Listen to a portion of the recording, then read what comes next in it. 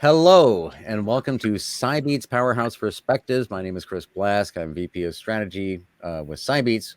With me today is the absolutely irreplaceable Tim Roxey, who, among various other things, has taken the blame for things like the NERC standards structure, and moreover, helping us move forward in I'll still say it, CAKR, right? World, critical infrastructure, key resources. How do we secure all the bloody things? And so for today's recording produced section, we typically want to, the kind of folks who we've been talking with are like you. We've been around a long time. Where have we been? Where are we right now? Where are we going? And in the pre-chat, we were just kind of going off into the future. But I want to go back, right? And I know your personal history, before all this, right? And the life you've led and so forth. And as I've said, everything to me is connected. Dirk Gently is right. And the first question we had, Anthony, if you pull that up, was something along the lines of, so yeah, that's right, some of the significant moments. And you may go back before NERCSIP and everything else, but a couple, where have we been over the last couple of decades and where we've gotten to today with whether it's good or not, the controls we have over the things we rely on to keep lights on. Yeah, some of them, some of the concept of critical infrastructure and key resources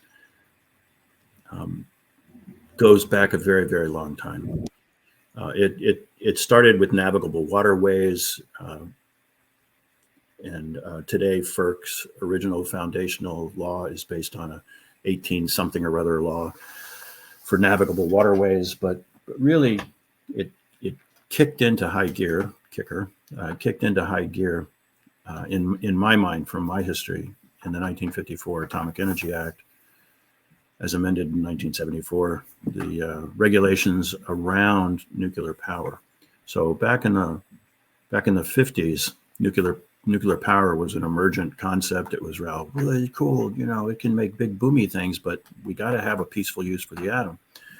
So people developed, I think at the time it was like 12 or 13 general design criteria to control the fury and the energy of the neutron, the nuclear power. How can we tame the atom to make nuclear power?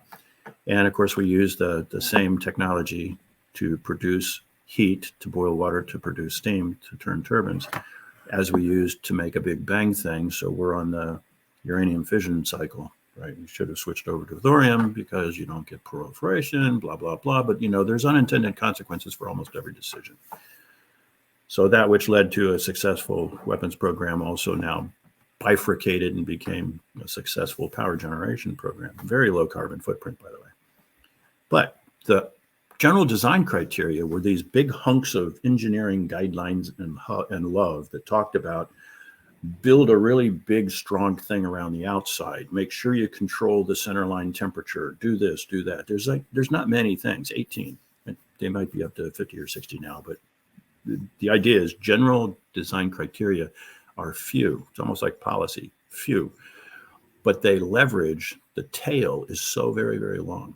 So when you look at critical infrastructure from the 50s, it's all around safety of the general health and safety of the public as pertaining to power production using neutrons. If you look at regulating that now, that started in not 1954, but Atomic Energy Commission mutated ultimately into the Nuclear Regulatory Commission. So yes, regulatory basis can be drawn back to that. But you had certain design-based accidents that you decided as a group of people, you decided that these are the things that nuclear power shall not do in order to produce electricity. So with those bounding accidents or design-based threats, with those bounding conditions, let's design really high-pressure, cool, whizzy things that produce electricity for a very long period of time, 60, 80, 100 years, right? And they did, and they're doing it.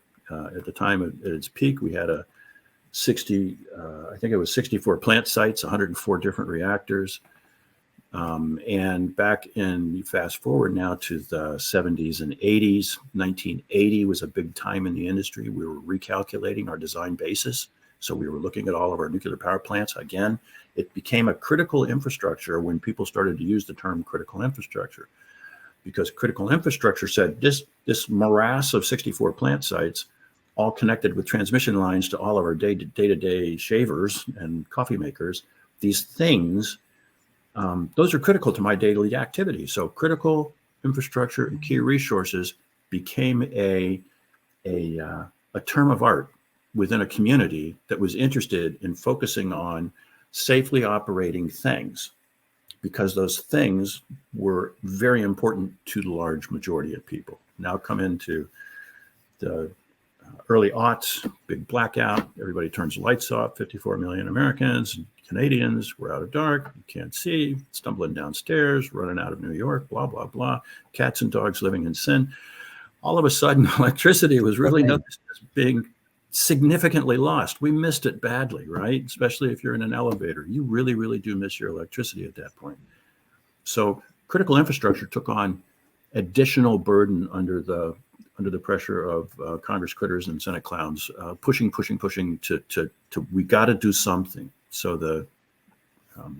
the Federal Energy Policy Act, Federal Energy Power Act came out. Section 215 of that act said, go create us an electricity reliability organization. And the ERO had to do some definitions. ERO, electricity reliability, they had to do some definitions. How big a thing is going to be big enough for us to be worried about? How small is below what we're going to be concerned about? That's a very unique conversation that they have in the nuclear or electric space. In the nuclear space, Chairman or Commissioner Rogers of the Nuclear Regulatory Commission years and years ago tried to develop a regulation that had a definition of beyond regulatory concern. And beyond regulatory concern was a radiation dose, radiation leaking, escaping, emanating from nuclear power plants that was so small as to be insignificant. And the anti-environmental groups, anti-nuclear groups, they call themselves anti-nuclear, but really, literally, they're anti-environmental groups, because if you looked at the environment, you would have realized nuclear power was a critical component of that. But that group was very successful in creating the linear no threshold dose model. No matter how small the dose was, you had damage to the human body, ergo, the human body would die and suffer in pain. There's a form of reason here that fell away. People couldn't get the reason because the politics got in their way. But nevertheless, nuclear power is a key resource. Electricity is a critical infrastructure, as water, as emergency services, as health and safety, blah, blah, blah. All of these things which we see as significant to the health and safety of the public at large, those are critical infrastructures. Typically, critical infrastructures have a regulatory basis around them, or at least around part of them. And a real tug and pull here is when you see like the National Infrastructure Protection Plan, it came out, it identified 16, 17, 18 different critical infrastructures. Only a few of those critical infrastructures, key resources, were regulated, nuclear and electric. Almost all the rest were not. In some cases, you had IEEE standards that would apply into the vendor community. You had international communities, IEC and ISA, who have their set of standards that apply to manufactured goods. And you have now, because of so many continuous threats against the reliability of critical infrastructure from software and hardware and supply chain, all of these are new threats against critical infrastructure. You have another set of conversations taking place around these constructs, arbitrary constructs of critical infrastructure. So in my mind, critical infrastructure, if you're critical, you should embrace some level of regulatory control. You should not have the complete nice freedom of being self-regulator unless you can show that there is a self-regulatory process that counts, that matters, that functions. If you can show that, then okay. Otherwise, no. Well, you've been involved deeply in putting together an interesting case of kind of both. right? NERC, the North American Electrical Reliability Council, is private sector. FERC, the federal version is public sector, and it's the NERC CIP standards that not only bound the cybersecurity options of critical infrastructure electric operators in the U.S. and parts of Canada, but have been modeled, around the world. You help me and some other folks, help Colombia adopt parts of that. Right. So and now we're here, right? So there's executive orders for software bills of materials. There's DOE, working groups and conversations about attestation ecosystems of channels and nodes, or however that sort of works out. We got major vendors moving forward. The current state, right? The software supply chain security today, focus in on that, as as as well as anybody, and you can illustrate everything's connected. But right now, this is the thing. It's not firewalls, or it's not, whatever. It's not zones and conduits. Right now, everybody's talking about software supply chain security. That is true. Software supply chain security and hardware security of the same are the terms of merit today. And the reason that we don't talk so much about firewalls, and the reason we don't talk so much about network bridges and routers, and the reasons we don't talk about some of these things now, are because they have become ubiquitous. They have become ingrained in us, and by being ingrained in us, that means that they have become ingrained in not only the way we behave within the infrastructure, but the way the regulations apply to the infrastructure. It is considered inconceivable for a telecommunication company not to have a firewall. It is considered to be inconceivable for emergency services not to have certain qualifications and codes applied to fire hoses and insulation on a fireman's vest. It's inconceivable for these things to happen. We are far, far, far away from one of the earliest supply chain failures, which was the Chicago fire of the late 1800s, I believe it was, where you had private little firefighter cells, groups of people where the local businesses and homeowners would pay certain small groups to be their fire crew. And their fire crew would come running up to their little reservoir of fire and would put their specific hose on that specific tank and take water. Well, guess what? When the fire got big enough and the neighbors came by, their hoses don't fit. So a standard on hoses started. And from that, you can draw a pedigree that goes 100 plus years forward in time to all of the other ways in which we regulate certain critical components. So when they become ubiquitous, they stop being discussed so much. They become a selection of options available in the commercial marketplace, not so much something that you're going to have a Chris Blask build one in his lab and give you, right? There's a difference. It's now ubiquitous. That's where we are in a lot of these things. However, we are discovering, always insert your comma, we are discovering that certain perversions of hardware and software supply chain are doable, have been done, are being done, and will be done more elegantly in the future, such that the device you buy, the device you carry, will not only fulfill the functions that you want it to do, which you bought it for, but will also open doors whenever the adversary wishes to open those doors. So massively horizontal scalable attacks, as Mikey, my friend Asante, would talk about for hours with me, massively scalable, horizontally scalable attacks. What is ubiquitous across our critical infrastructure? And right now that is the IT surfaces and the OT surfaces, which are ubiquitous throughout all of our critical infrastructure. We tend to focus on controlling the IT OT architecture around electricity. And we do a lot of work, very good work, around the IT OT architectures employed with nuclear power plants. But really, there's a common horizontal plane that cuts across all of this. And if you boil it down to the tiny, tiny parts, the sand shoveled in to make the chips, chips are common throughout. So can supply chain issues become relevant to an attacker who would wish to maliciously manipulate your critical infrastructure against your wishes? Yes. Has it been done? Yes. Will it be done again in the future? Absolutely. It will be done again in the future. Then you get to all the conversations like before firewalls, like before routers, like before networks. You get into those conversations now, like with SBOM.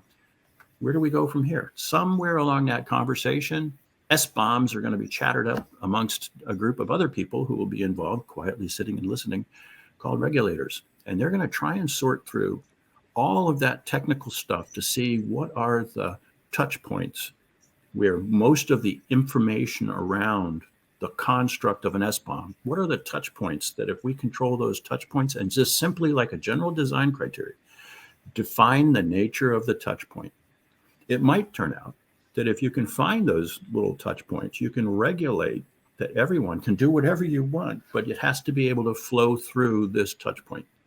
If that can become done, then you have your control, you have your general assurance to the health and safety of the public, and you have your free market commerce being able to challenge each other to get better and better and cheaper to satisfy the supply chain quality assurance, which is nothing more than Deming, who has been teaching us since the 50s, nothing more than the Deming quality focus, which made Ford number one. It was quality is number one, not the truck. The F-150 is a damn fine truck, but it was the quality, which is number one, which brought you the F-150.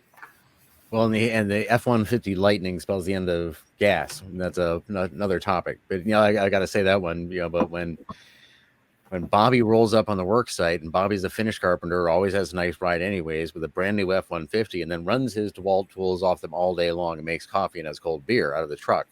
Then the hearts and minds of F-150 lovers, will adopt the likelihood of that, and the touch points, inevitabilities, right? And past, present, here's where we are right now, looking out forward, right? Thinking about how to phrase this question with you. And you touched on it.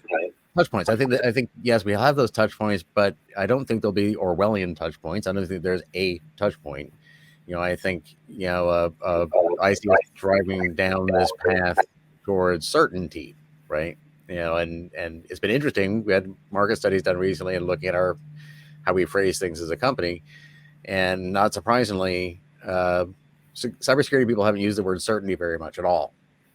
But I think we're going down this path towards certainty and begging the kind of questions that Bobby Sempley asked on a hangout call recently.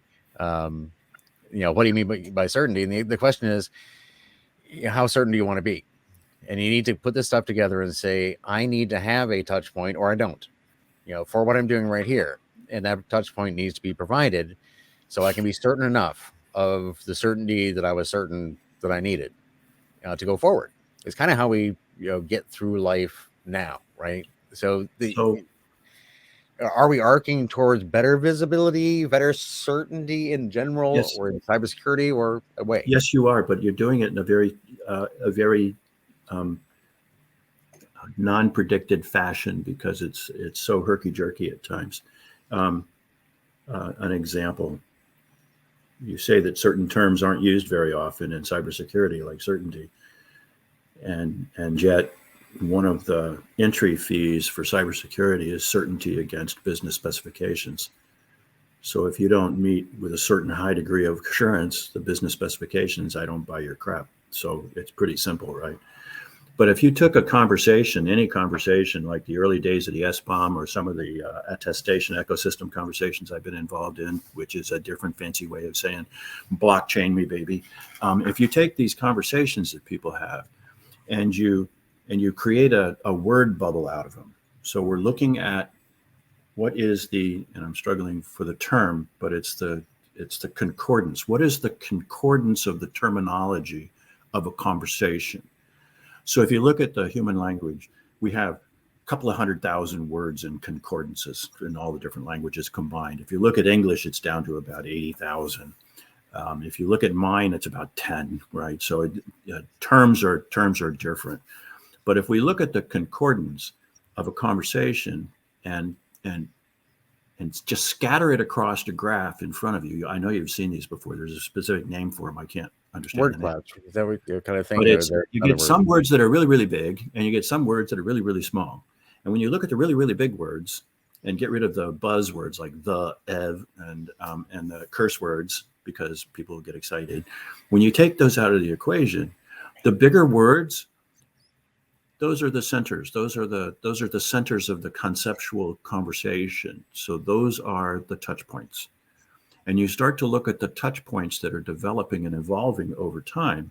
And you start to see that when you talk about the 11 or 12 or 17 different original design bases, and when you get into the more advanced parts of it, 20, 30 years after building them and working on them, all of a sudden I can have a conversation with someone about 10 CFR Appendix B, 10 CFR 100 Appendix B, which is the dose rate permittable at the edge of utilities owner-controlled territory. And I can trace that conversation back to the centerline core temperature of a fuel pellet. And I can talk to you about all the different regulations that are standing between that dose rate at the boundary gateway, at the boundary barrier, and the centerline pellet. When I start that conversation, I'm going to center my conversation and use most often certain terms. Those terms are very closely related to design basis criteria. So as we evolve the SBOM conversation, if you take every now and again and capture the words of the conversation and do those kinds of blow up the numbers the words based on how big they are, how often they're used, you'll start to see where the conversation starts to center around.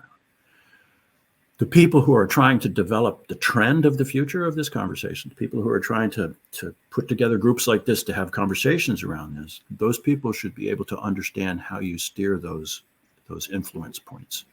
Because the steering of those influence points are where you actually start to get into a conversation between the supplier, the asset owner operator, and the regulator. And the three of you together focusing, nakedly staring at these words and saying, these are the words of influence that we need to manage and maintain. Each of us bring to it our own desire for where that future growth of that will be, but we all have to get there together. That's when you get risk-informed, vendor-supplied, cost-informed regulation that is asset owner operator total cost of ownership informed. That's kind of sort of the gold standard of how you want to move the conversation of SBOM forward. Well, and that fits so well with right before the official session right here. We're talking about, I was thinking maturity levels, right? I think the answer to this reminds me of 1998 when I joined Cisco, and I was really worried by then that the firewall market was over. Everybody on earth knew about firewalls. And I found out that no one on earth had ever spoken the word firewall in all of human history. I mean, statistically speaking, given 7 or 8 billion people, it seemed like it because a couple hundred people around me have been saying it for a couple of years. Right. But it went through this maturity level to as you say, it's inconceivable that you would run up with a firewall. I mean, something. I mean, do you know where? So as we go through these phases, I think what I've seen is that we have people like you and I, who can get really geeky on the details, and if something gets large enough, we start to get people like Anthony, who can actually help us communicate broadly. And, the communications entertainment industry, we can complain about what cybersecurity big shows have turned into. What they've turned into is the ability to communicate this effectively to very large numbers of people.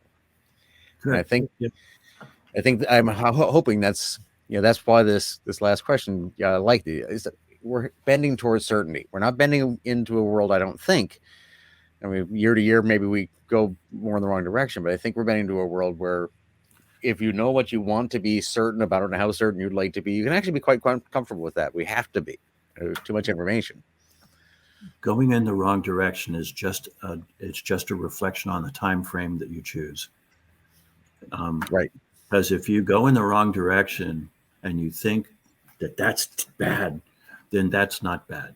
Going in the wrong direction has been done millions of times. I can't count the number of wrong directions as a scientist I've taken, the number of wrong directions as a mathematician that I've taken, a dozen pages into a complex partial differential equation derivation of whatever.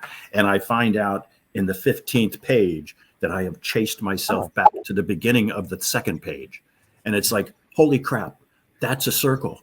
Yeah, I made a mistake. So, wrong in fascinating ways, right? you don't bend necessarily back away from certainty. I think you're ultimately, through experience and self-checking, which is all built into the whole process, you're going to wind up coming back. The trick is that here's the hard part now. I submit this is your challenge.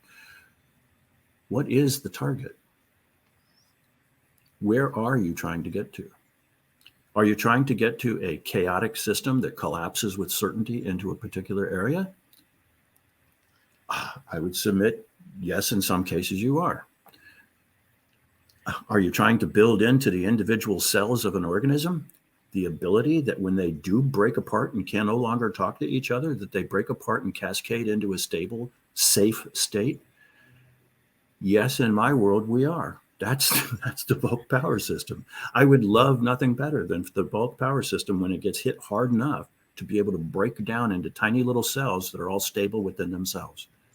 Because with 330 million humans and the entire, $12 trillion economy that we have riding on the backbone of the bulk power system, if it fails in a way that is catastrophically damaging to the humans, then it has indeed failed.